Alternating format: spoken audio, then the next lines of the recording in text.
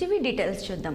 సచివాలయంలో తెలంగాణ కేబినెట్ భేటీ కానుంది. మధ్యాహ్నం 3:30 సీఎం రేవంత్ రెడ్డి అధ్యక్షతన ఈ సమావేశం జరగనుంది.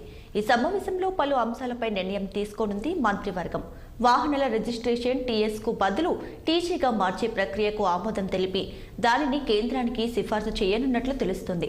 దాంతోపాటు కులగణన, బూసీ అభివృద్ధి, ఐటీ ఎగుమతులు, కొత్త ప్రభుత్వ హాస్పిటల్స్, ప్రస్తుతం అందుతున్న వైద్య సేవలపై మంత్రులు చర్చించనున్నారు.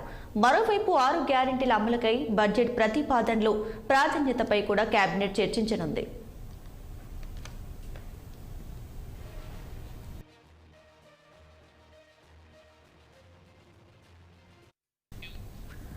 ఇక ఈరోజు మధ్యాహ్నం 3:30 తెలంగాణ భేటీ కాబోతుంది. దీనికి సంబంధించి పూర్తి డీటెయిల్స్ ను మా పొలిటికల్ బ్యూరో చీఫ్ రాము లైవ్ ద్వారా అందిస్తారు.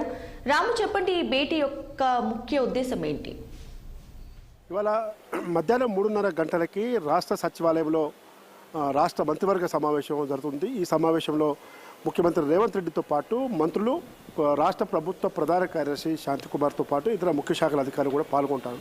అయితే ప్రధానంగా రాష్ట్ర ప్రభుత్వం ఇప్పటికే ఎన్నికల్లో హామీలు ఇచ్చిన 6 గ్యారంటీ పథకాలకు అమలుకు శ్రీకారం చుట్టింది. అందులో ఒక పథకానికి సంబంధించిన ఆర్టీసీ బస్సులో ఉచిత ప్రయాణ సౌకర్యం, తర్వాత రాజీవ్ ఆరోగ్యశ్రీ సంబంధించిన పథకాలు ఇప్పటికే అమలుకు శ్రీకారం చుట్టింది, ప్రారంభించింది కూడా.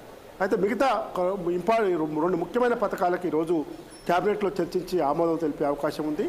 ముఖ్యంగా గృహజ్యోతి కార్యక్రమంలో భాగంగా ఉచిత విద్యుత్ 200 యూనిట్ల లోపు ఏదైతే ఉచిత విద్యుత్ ఇస్తామో తెల్లకార్డుదారులందరూ కూడా ఆ పథకంతో పాటు మహాలక్ష్మి పథకంలో భాగంగా గ్యాస్ సబ్సిడీ 500 రూపాయలు సంబంధించిన సబ్సిడీ విషయంలో కూడా ఈరోజు ఈ సమావేశంలో ఒక కీలక నిర్ణయం తీసుకున్నారు. ముఖ్యంగా ఈరోజు జరగబోయే రాష్ట్ర మంత్రివర్గ సమావేశం ఈ నెల 8వ తేదీ నుంచి రాష్ట్ర బడ్జెట్ ఓటాన్ అకౌంట్ బడ్జెట్ సమావేశాలు జరగనున్నట్టు ఇప్పటికే తెలిసిందే. అయితే ఈ నేపథ్యంలో ఈ బడ్జెట్ సమావేశాల సందర్భంగా ఓటాన్ అకౌంట్ బడ్జెట్ ఆమోదము, తర్వాత అసెంబ్లీ సమావేశాల ప్రారంభం రోజు ఉభయ సభలు ఉద్దేశించి రాష్ట్ర గవర్నర్ ప్రసంగం, ఈ 2 అంశాలపై కూడా చాలా కీలక జరుగుతుంది. మరోవైపు ఇప్పటికే టీఎస్పీఎస్సీ కమిషన్కు చైర్మన్ నియమించింది, తర్వాత సభ్యులను కూడా నియమించిన నేపథ్యంలో గ్రూప్ 1 సంబంధించిన పరీక్షలను కూడా నిర్వహించేందుకు ప్రభుత్వం ఒక ప్రణాళిక రూపొందిస్తుంది. కాబట్టి అన్ని విషయాలతో పాటు ముఖ్యంగా ఈరోజు బీసీ కులగణన సర్వే ఏదైతే చెప్పిస్తామందో అసెంబ్లీలో కూడా దానిపైన చర్చించి ఒక ఆమోదం తీసుకోవాల్సిన అవసరం ఉంది. కాబట్టి బీసీ కులగణనతో పాటు దాన్ని చర్చించడంతో పాటు దానికి బడ్జెట్ నిధులు కూడా కేటాయించేందుకు ప్రభుత్వం ఈరోజు చర్చిస్తుంది.